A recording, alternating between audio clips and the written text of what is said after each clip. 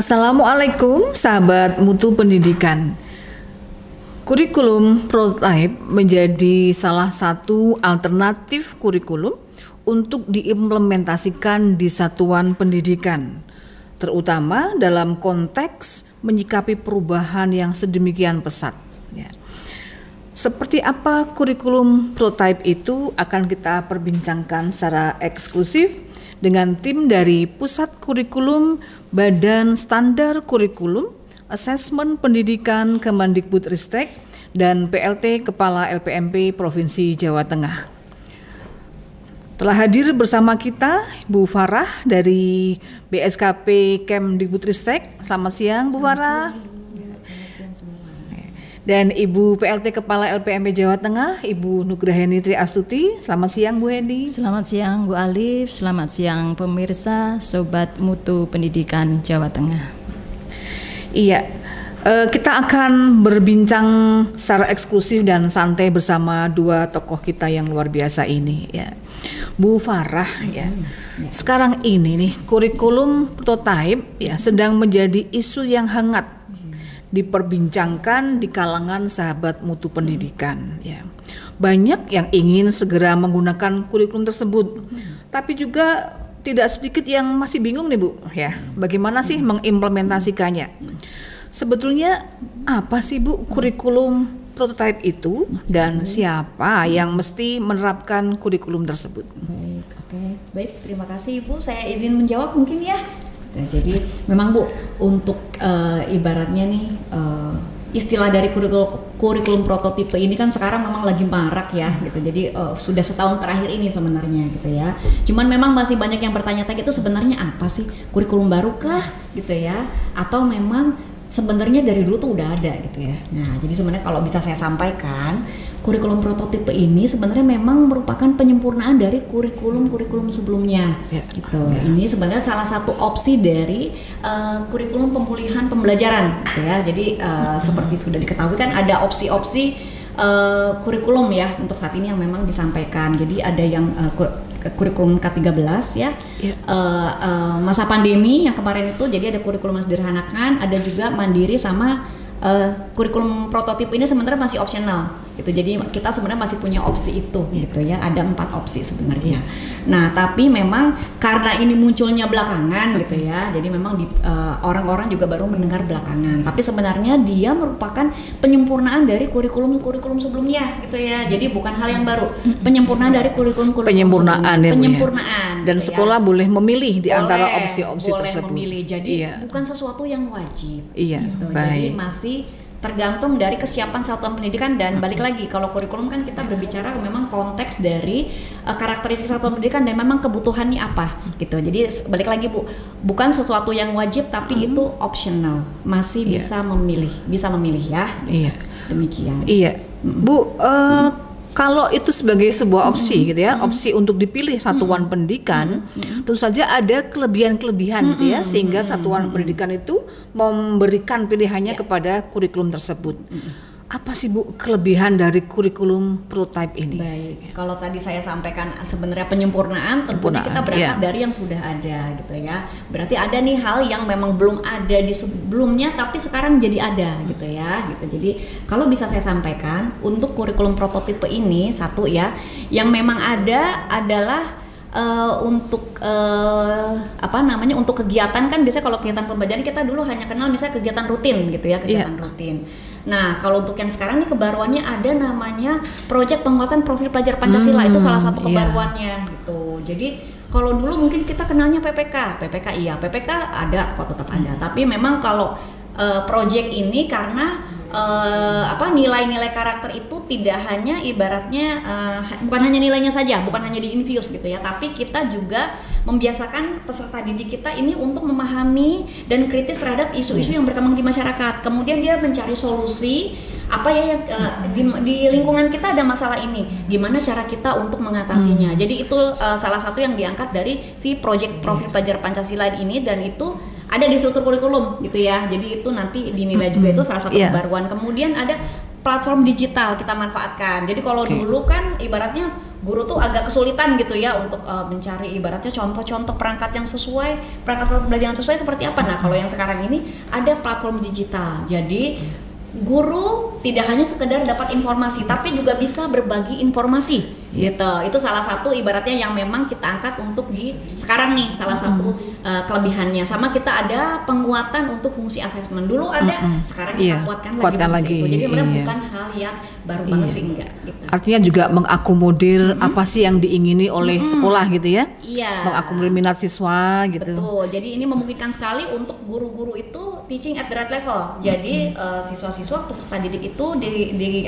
dilengkapi kebutuhannya, layanan pendidikannya sesuai dengan memang kebutuhannya dia gitu ya. Sama makanya tadi ibaratnya kebaruannya apa ya itu, kalau kompetensi sama kok kompetensi, cuman memang bedanya untuk yang sekarang kita pakai istilahnya capaian pembelajaran, itu mungkin yang membedakan saja. Iya Ibu, ada capaian pembelajaran ya Bu ya. Nah ini sebagai hal yang menarik karena di kurikulum sebelumnya itu kan belum muncul ini. Nah, Ibu selain capaian pembelajaran, apa saja sih yang udah disiapkan oleh Badan Standar Kurikulum dan Asesmen Pendidikan itu berkaitan dengan nanti bagaimana nih satuan pendidikan itu mengembangkan ya kurikulum operasionalnya, mengembangkan desain pembelajaran dan asesmennya. Baik.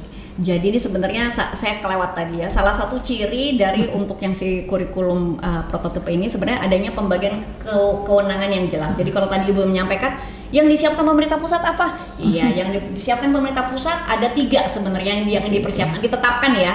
Jadi satu adalah struktur kurikulum, yang kedua itu capaian pembelajaran, dan yang ketiga prinsip asesmen dan pembelajaran. Tapi kita tidak hanya menetapkan, kita juga menyediakan apa itu yang tadi saya sampaikan. Jadi perangkat ajar di dalamnya ada apa aja? Ada buku teks pelajaran, ada modul ajar, ada model project ya, modul si projectnya gitu ya. Kemudian memang bahan ajar. Jadi itu kita sediakan. Apa satuan pendidikan boleh bikin? Ya boleh, kan kita hanya menyediakan contoh. Jadi monggo, kalau namanya contoh, mau membuat yang lain selain itu, ya silakan saja. Itu tidak ditetapkan, tapi kita berikan contohnya sama panduan-panduannya, gitu ya. Gitu. Artinya dari satu filosofinya, kemudian struktur kurikulumnya, capaian pembelajaran sampai ke contohnya sudah ada contohnya. Dan satuan pendidikan boleh memilih itu. Boleh memilih. Ya, yang cukup menantang tentu saja menggunakan platform digital,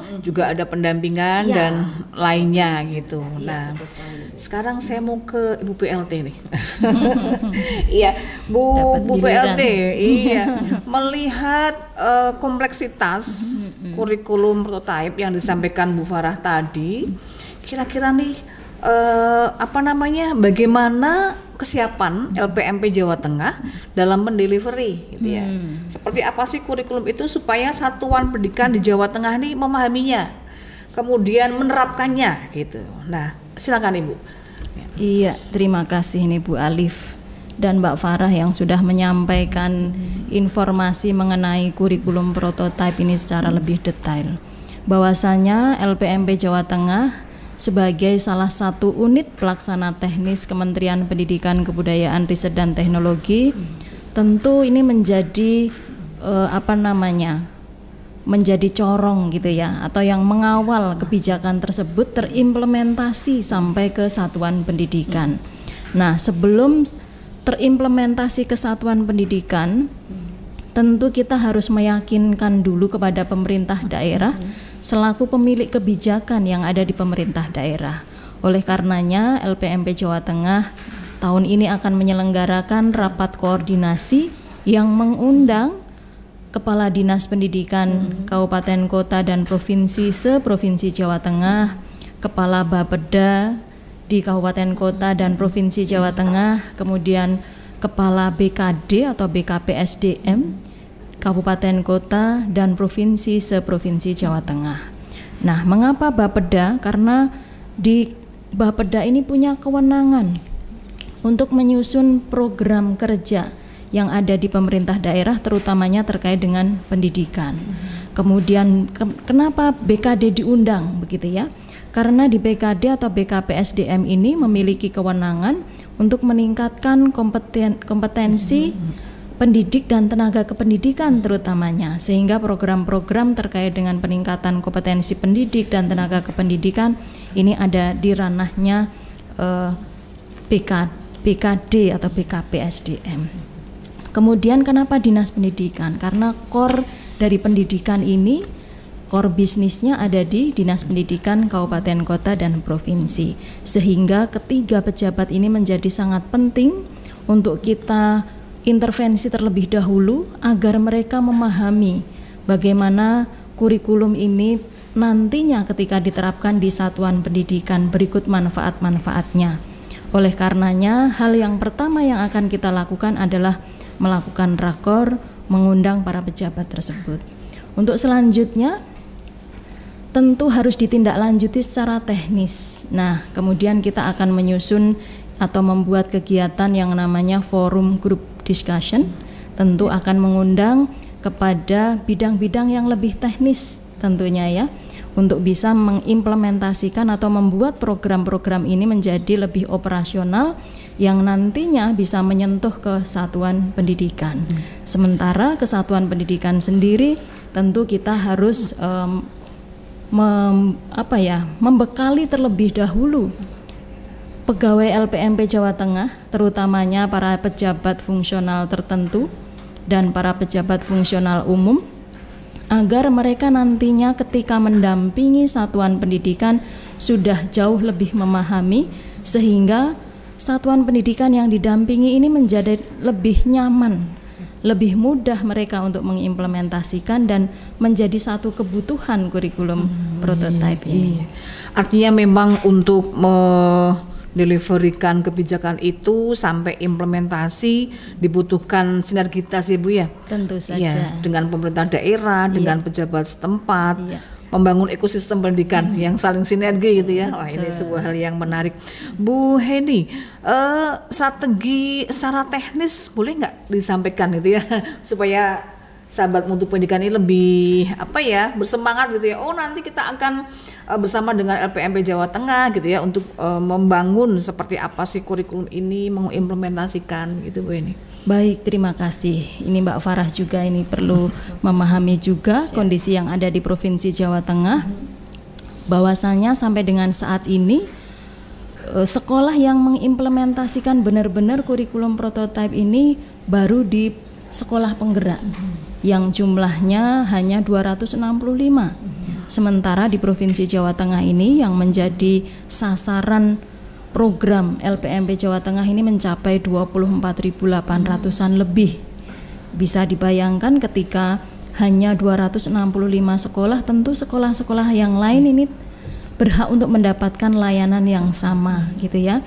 Oleh karenanya kita berharap nanti melalui pintu masuk program sekolah penggerak, artinya para kepala sekolah yang berminat ke kurikulum prototipe, mereka mendaftar dulu melalui program sekolah penggerak, sehingga kita tahu seberapa besar kemauan dari kepala sekolah ini tertarik di program sekolah penggerak atau kurikulum prototipe ini. Nah, dari jumlah kepala sekolah yang mendaftar inilah nanti kita akan petakan berapa kekuatan LPMP untuk bisa melayani sekolah-sekolah terutamanya di luar sekolah penggerak, agar kita bisa memberikan layanan untuk sekolah-sekolah tersebut mengimplementasikan kurikulum prototipe. Oleh karenanya perlu ada sinergi dengan kabupaten kota, mengingat kalau hanya menggunakan kekuatan yang ada di LPMP Jawa Tengah saja tentu tidak cukup gitu ya. Oleh karenanya kita perlu bersinergi dengan kabupaten kota agar nantinya jumlah yang banyak ini bisa kita perbanyak lagi gitu ya. Bisa kita songgo, istilahnya bisa kita kerjakan secara bersama-sama, sehingga harapannya akan menjadi lebih ringan, lebih mudah dan lebih terjangkau ke seluruh satuan pendidikan. Artinya memang selain dari sekolah yang masuk di program sekolah penggerak dengan jumlah 265 ya Bu ya. Berarti kurang lebih belum sampai 2% ya dari total jumlah 24.000. ya. Artinya memang perlu banyak lagi energi, effort yang perlu kita siapkan untuk implementasi itu, iya. Namun demikian mohon izin saya potong Bu Alif. Ya, silakan. Dari 265 sekolah yang telah mengimplementasikan kurikulum prototipe tadi, kita juga perlu melihat implementasinya sejauh mana gitu ya. Apakah sudah memenuhi kaidah-kaidah atau tujuan dari kurikulum prototipe tadi? Nah, ini tentu saja kita perlu melihat ke arah sana agar sekolah penggerak ini bisa dijadikan model untuk implementasi kurikulum prototipe. Jadi modelnya itu dari sekolah penggerak, kemudian kita mungkin ada MONEF gitu ya, monitoring evaluasi sejauh mana keterlaksanaannya. Nah, kemudian nanti diimbaskan juga di sekolah di luar sekolah penggerak gitu ya. Wah, ini bukan main ini, apa namanya, artinya banyak hal yang perlu disiapkan ya Bu Heni. Tentu saja. Bu Heni ada target apa nih supaya jumlah sekolah di Jawa Tengah ini berapa persen sih nanti yang mau disasar di tahun 2022 ini? Harapannya semua sekolah gitu ya. Harapannya semua sekolah ini tertarik dulu. Mereka pengen tahu dulu. Artinya ketika mereka pengen tahu dulu, entah nanti sesuai dengan kebutuhan atau tidak gitu ya, tentu akan kita sesuaikan. Tadi Mbak Farah bilang ada beberapa opsi kurikulum yang diimplementasikan. Barangkali dengan kurikulum prototipe ini bisa mengkolaborasikan dengan kurikulum 2013, artinya ketika menerapkan kurikulum prototipe ini sekaligus menerapkan kurikulum 2013-nya. Nah, barangkali yang terjadi seperti itu. Nanti kita akan mengikuti kebutuhan yang ada di sekolah, menyesuaikan dengan kemampuannya. Tentu saja ya. Dan ini perlu ada semacam gerakan dari kepala sekolah untuk mau berubah dulu. Nah, ketika mau berubah dulu itu, maka mereka harus masuk dulu. Lihat dulu kurikulum prototipe seperti apa, seperti itu. Artinya memang bisa sinergi ya Bu Farah ya, antara kurikulum 2013, kemudian kita intervensi di sana, filosofi dari kurikulum prototipe gitu ya. Bu Farah ini, saya ke Bu Farah lagi ya Bu. Bu Farah, tadi berkaitan dengan proyek pelajar Pancasila. Proyek penguatan profil pelajar Pancasila. Proyek untuk penguatan profil pelajar Pancasila yang itu digagas di kurikulum kurikulum prototipe nih ya. Seperti apa sih Bu itu proses menyusun sebuah proyek untuk penguatan pelajar Pancasila nanti dengan kompetensi yang ada di kurikulum 2013 atau dengan capaian pembelajaran di kurikulum prototipe. Ya, silakan Bu. Iya. Jadi gini, sebenarnya kalau untuk proyek profil pelajar Pancasila itu dari pemerintah itu sudah menetapkan 7 tema. 7 tema ya? 7 tema, ada 7 tema. 7 untuk tema semua itu, jenjang? Untuk semua jenjang, jadi kecuali PAUD ya. Jadi karena kalau PAUD itu kan pembelajaran sudah terintegrasi gitu. Jadi dia tidak, ibaratnya tidak pakai project ini pun dia sudah bisa berjalan sendiri gitu ya. Cuman kalau untuk SD, SMP, SMA, SMK, SLB itu menggunakan proyek profil pelajar Pancasila. Nah kalau SMK malah ditambah budaya kerja gitu, proyek penguatan profil pelajar Pancasila dan budaya kerja. Karena memang kan karakteristiknya itu untuk ibaratnya memang siap kerja ya, jadi memang agak beda dia gitu.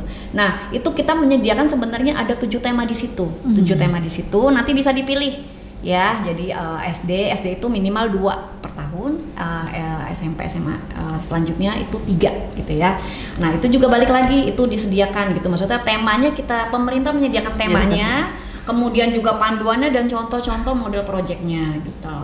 Tapi satuan pendidikan boleh mengembangkan sendiri, jadi temanya sudah given tapi topiknya boleh dikembangkan sendiri gitu ya, beda ya. Jadi kalau misalnya itu masing-masing mungkin tema besarannya sama tapi nanti kondisi ibaratnya satuan pendidikan dan karakteristik daerahnya kan mungkin berbeda. Jadi itu yang kita angkat menjadi topik ya. Jadi memang kita ibaratnya nih kita menstimulasi peserta didik kita untuk yaitu tadi yang saya sampaikan di awal, untuk bisa aware gitu ya dengan isu-isu yang memang terjadi di lingkungannya. Apa sih gitu ya ibaratnya yang permasalahan yang terjadi di lingkungannya, bagaimana solusinya gitu ya. Jadi nanti dia akan berusaha untuk ibaratnya berdiskusi dengan teman-temannya, dibimbing dengan gurunya ya, untuk memang berusaha mencari solusi untuk itu, step-stepnya seperti apa gitu. Jadi sama kalau kayak kita bikin proyek kan, perencanaannya dulu ada nih, perencanaan gitu. Terus nanti sintaksnya gimana nih, langkah-langkah kita mau bikin proyek itu seperti apa gitu. Muncul di situ ya. Nah, itu juga ada gitu. Nah, untuk si proyek ini pun ada durasi waktunya, tapi pemerintah itu tidak menetapkan misalnya nih satu proyek setahun, enggak gitu. Itu balik lagi tergantung dari memang tema yang memang diangkat ya, topik yang diangkat, dan memang di situ seperti apa dikembangkan, dikemas proyeknya gitu. Jadi ada fleksibilitas ya. Ada fleksibilitas kan, Iya. balik lagi kalau kayak kita SD mungkin temanya bisa sama, tapi kan kedalamannya mungkin berbeda. Iya. Bagaimana cara anak menyikapi ibaratnya permasalahan yang ada dan solusi yang dia berikan gitu. Iya. Jadi kurang lebih demikian kalau saya bisa cerita. Artinya proyek pelajaran Pancasila itu menjadi sebuah aktivitas di satuan pendidikan ya, yang nanti akan disupport oleh berbagai macam mata pelajaran gitu ya, supaya tercapai gitu apa yang diharapkan pada aspek-aspek di pelajaran Pancasila itu. Iya. Bu Farah, kalau tentang pembelajarannya nih Bu, ya pembelajarannya. Tadi Bu Farah mengatakan bahwa ini mengakomodir pembelajaran yang the right level ya, teaching at the right level. Nah, itu seperti apa nih Bu? Baik ya, itu jadi balik lagi nih.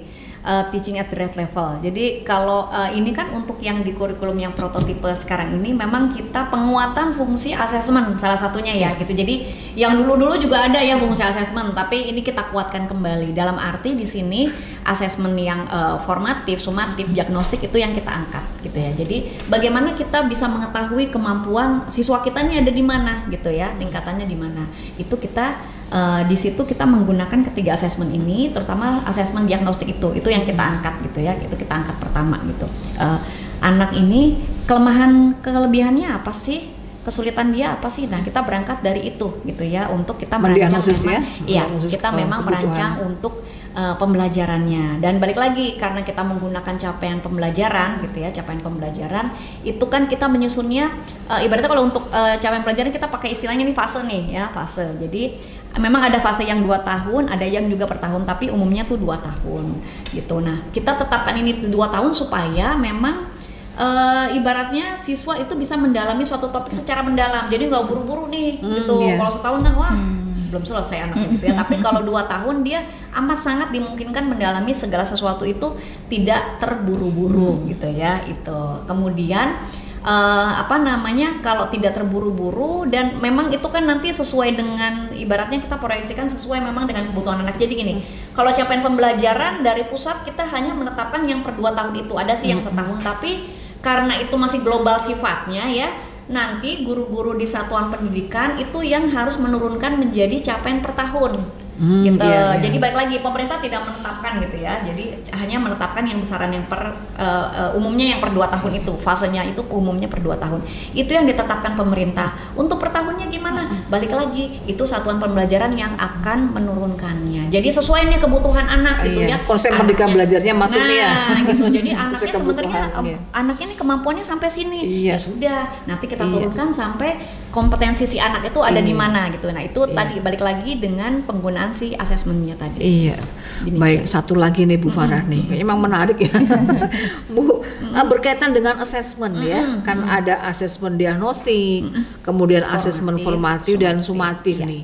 Penerapannya seperti apa sih Bu Farah ini? Iya. Nah, itu balik lagi. Jadi untuk ketiganya ini sebenarnya kita pakai gitu ya. Untuk 3 ini kita pakai gitu. Nah, kalau untuk asesmen diagnostik itu memang kita gunakan di awal. Jadi pada saat anak masuk sekolah nih, itu dulu yang kita pakai gitu ya. Jadi mungkin kalau guru-guru ibaratnya untuk satuan pendidikan pastinya saat anak masuk kita observasi dulu. Nah, di situ sebenarnya proses asesmen diagnostika tuh udah jalan tuh gitu ya. Gitu. Nah, itu. Nah, nanti ibaratnya saat anak ini belajar gitu ya, baru nanti itu akan masuk formatif dan sumatifnya. Jadi itu mengikuti proses pembelajaran, tapi diagnostiknya pun bisa tetap jalan gitu. Jadi diagnostik itu bukan hanya dilakukan di awal, tapi sepanjang perjalanan anak itu gitu. Jadi sehingga kalau nanti misalnya di saat kita belajar anaknya ada yang ini kurang nih ya, maksudnya kayaknya nggak sesuai nih pembelajarannya, kita evaluasi lagi gitu ya, kita gunakan si asesmen itu gitu.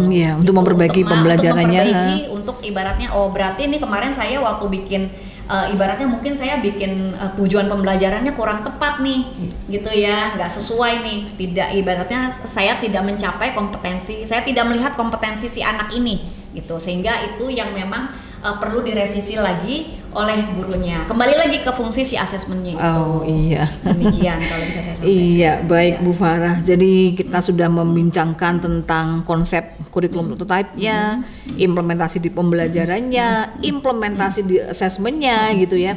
Nah, Bu Heni nih, melihat kompleksitas yang seperti itu ya, meskipun dulu di kurikulum 2013 juga sudah melaksanakannya, namun ini dengan pembenahan, penyempurnaan. Ibu adakah pesan khusus nih untuk sahabat mutu pendidikan kita di satuan pendidikan supaya benar-benar nanti mantap gitu ya untuk mengimplementasikan kurikulum tersebut? Iya, bahwasanya pendidikan itu sebenarnya kita teringat pesan Ali bin Abi Thalib ya, bahwasanya kita mendidik anak itu sesuai dengan zamannya gitu ya. Artinya pendidikan pola pengajaran yang lalu yang sudah kurang sesuai sehingga menyebabkan anak ini menjadi kurang bersemangat ketika belajar, ini mulai kita rubah. Artinya fokusnya kepada anak.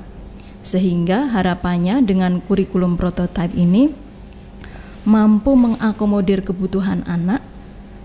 Kemudian anak-anak ini menjadi senang dengan belajar. Karena dengan belajar mereka bisa menemukan sesuatu yang baru gitu ya.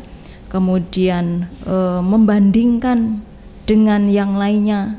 Kemudian mampu berpikir kritis sehingga ketika ada persoalan-persoalan dalam kehidupan mereka bisa memberikan solusi, mencarikan solusi. Bahkan dia bisa menjadi semacam problem solving gitu ya. Dia bisa menjadi pemberi solusi di setiap persoalan hidupnya. Iya. Ini sangat menarik ya Bu ya. Tantangannya luar biasa nih satuan pendidikan untuk menghantarkan siswanya ini menjadi memiliki pengetahuan, memiliki keterampilan, problem solver gitu ya. Belajar secara kontekstual ya. Iya, kayaknya ini pembicaraan kita sangat menarik.